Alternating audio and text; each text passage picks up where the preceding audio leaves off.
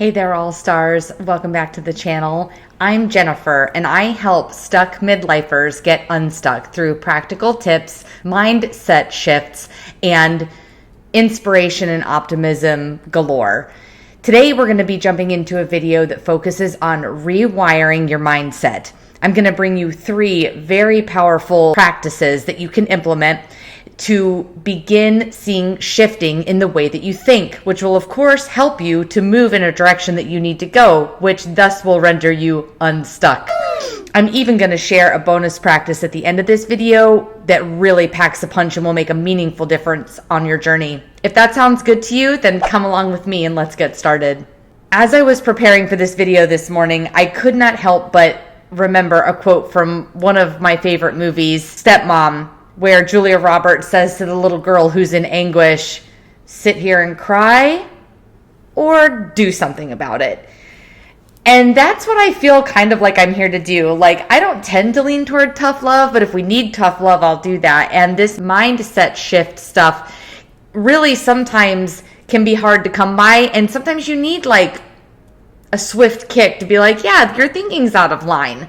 More to come on ways that you can work with me one-on-one if you're really struggling to get out of a rut when it comes to mindset. Another really beautiful thing that I'll share about rewiring your thoughts and shifting your mindset is that I really want to help each of you move toward a place of feeling personal freedom, whatever that looks like for you. And it's really hard to move toward that place of personal freedom if you're feeling stuck and imprisoned. And starting to shift your mindset will create a sense of freedom, even while you may be quote unquote shackled to the systems or spheres or community groups that you need to stay in for whatever reason. So we are as free as our mind will allow us to be. And if you start making some of these shifts, then we can move on to taking physical action and changing our behaviors, which can in turn change our life circumstances. In order to do that, you're not just going to be helping yourself be better, you're going to pass it along to someone else in our community, to someone else that you know, through your own special genius that you're going to discover, and it's just going to be lovely. So let's work on setting ourselves free and shifting that mindset. The first practice that I'm going to recommend that you implement in order to start moving toward a mindset shift, and that's going to be journaling. The human brain has a different way of processing things when we write stuff down. And I'm not talking about your cutesy little journal app on your phone. I'm talking about a pen or a pencil and a pad of paper. When we are writing the words that we're thinking, or even just free form writing, we will notice that things will come up we weren't thinking about. And when we can go back and read and reflect on what our mindset was one day, 3 days, or even just a week ago, we can already see that our mindset has shifted based on our circumstances later on in that week. This is a perfect example of how our mindset can shift over time and how we can kind of direct ourselves to have a desirable shift in mindset by writing down where we're at. We can also work on programming our brain in that rewiring component by writing the way we wish we were, or writing what we intend to occur. This is often done when setting goals. We want to write down the goal as if we've already attained it. By writing down where you see yourself, where you'd like to be, what you would like to experience instead of what you're experiencing right now when you're stuck, you're going to start that rewiring process. I will share with you that when I first started on my journey, if there is such a thing as labeling a beginning, I will tell you that journaling was highly recommended to me, and I was reluctant and resistant to doing that. But what I found when I implemented it was that little by little I got there, and it did help in some way. Even if I wasn't very cognizant of what exactly it was doing, I know that I went through periods where I was writing and then I wasn't, and I had a more disciplined practice of writing every day versus then it would be more as needed. Certain life circumstances would crop up when I wrote more than when I didn't. But I can't help but look back on my own journey, which I'm trying to use to transmute your suffering into getting unstuck, is that it did help. And it did allow me to see my mindset shift. And when I go back and read my journal from 6 years ago or 4 years ago or 2 years ago, I can objectively see the suffering that I was experiencing and what I was writing and how my mindset has shifted to be different than that today. So journaling is a wonderful practice that you can implement. And there are many tools and guides out there for ways that you can journal. I recommend finding someone that you aspire to be like, somebody that is inspiring to you. And because many people write and make useful journal prompts. I, for instance, am very into astrology, and so I follow some accounts on Instagram that often give journal prompts when there's like a full moon or something.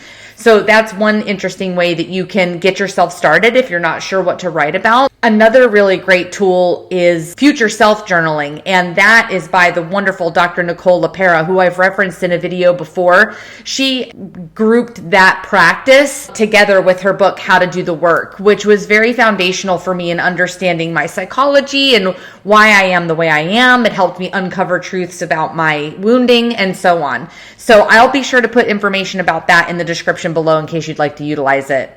The second practice that I'm going to share with you regarding how to start rewiring your mindset and moving in a more positive direction is going to be meditation. Meditation is the silencing of our mind and our thoughts. And you might say to yourself, well, if I'm trying to change the way I'm thinking, why do I want to try to stop or avoid my thinking altogether? Well, the thing is, it has a really funny impact on our brain. One interesting quote that I saw recently through my inspirational content was that we are not the voice in our mind. It is the voice of our mind. And I think we tend to think that our mind is ours, therefore what our mind says is us saying it, but it really isn't. And if you think about it, it can be a little perplexing, but just think for a minute about the possibility, if maybe this is something new you're hearing, think about the possibility that your mind and the thoughts that it thinks aren't you. You may have heard that our inner voice can be like an inner critic, right? It criticizes us and tells us we're no good and that we have no worth and we can't accomplish things. Sometimes it can be very intrusive and not nasty to deal with, and it's just very unpleasant. But that certainly isn't us. And if it is us, then it's an indication that we really do need to work on shifting that mindset. So back to meditation. When I first set out to do meditation, I was like, this is silly. There's no way I'm going to be able to do it. But when you let go of the fact that it's okay to have thoughts and you stop judging the fact that you're thinking when you're trying to silence the mind and just sit and be present and focus on your breath, then you know the meditation's working. I like the analogy that a thought will come in, imagine it as a cloud floating on by, and then go back to focusing on my breathing. And I like to use meditation music because I find it really helps me relax in my body. What you will find through implementing the meditation is that you do not quiet your thoughts when you're conscious and awake, but you're more aware of them. And when you are more aware of your thoughts and your mindset, then you can start to say, well, I don't like that thought or that mindset. I want it to be different. You know, maybe you're having a bad day at work and so you're having a quite negative thought, but you're able to capture it because you've been practicing meditation in order to slow down and say, oh my gosh, I'm having a really negative thought right now. I don't want that to be the case. Let me reframe that, right? Let me put a positive thought in my mind. Let me reword that so that I can be more motivated instead of downtrodden. The third practice that I'm going to share with you related to shifting your mindset and rewiring the way that you think for the better is going to be exposure to positive inspiration. Yeah, a positive attitude shift. So everything that we're taking in on the daily can be very, very negative if you've not set some boundaries for, say, the news or social media accounts that are setting unrealistic expectations. Because we're in a state of constantly being barraged with what's new, and because it's too fast for our human brains to process, especially, for instance, with the presence of AI now, we are just trucking along and we may even do quite a good job curating the information that we're exposed to and making sure that we follow accounts that are inspirational and uplifting and not ones that make us feel less than or not pretty or not smart or like we're not doing enough. We all have that, right? Like the FOMO, fear of missing out, is so real. Or maybe you have an entrepreneurial or a helpful mindset like me and you're trying to do things in the world, but you have that imposter syndrome cropping up. So you're like, how could I possibly ever be as good as so-and-so? All of that is really not good for our psyche and our mindset. And so what you want to do for this practice is purposefully set out and curate the information that you're looking at. First, you want to get rid of things that are streaming in negative content into your field of awareness. And then you want to make sure that with intention, you are seeking out things that inspire you, things that are beautiful, things that are positive, things that coach you to have a good day, things that inspire you to do an act of kindness, things that remind you to take care of your physical vessel and your body, things that remind you to rest after periods of work. All of those kinds of things. And one of my favorite spots for that is Instagram.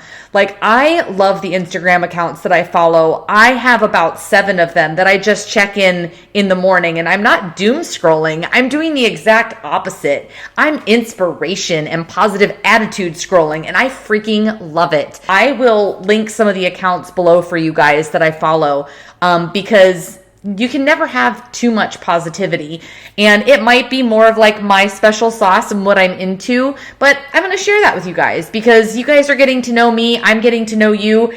You don't have to like all of me in order to vibe with me and come try to get better.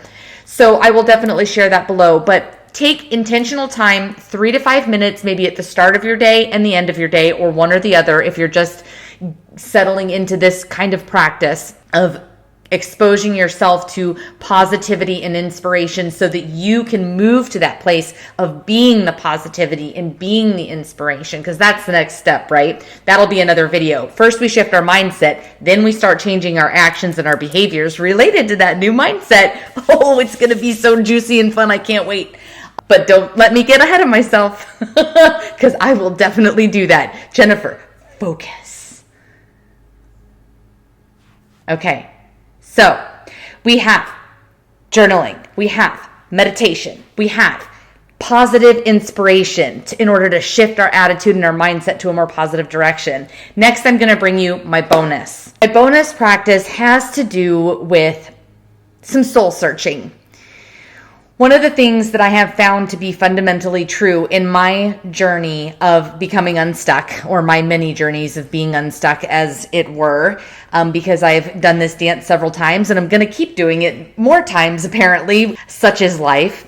But one of the most important things that I've learned on my journey is that I'm not in control, that I am not the center of the universe. I know that sounds silly, right? Like, how could this person who's trying to help others think that way? But hey, we all have minds. We all think these things. And I'm sharing with you so that you can feel more confident to acknowledge that if that's happening for you.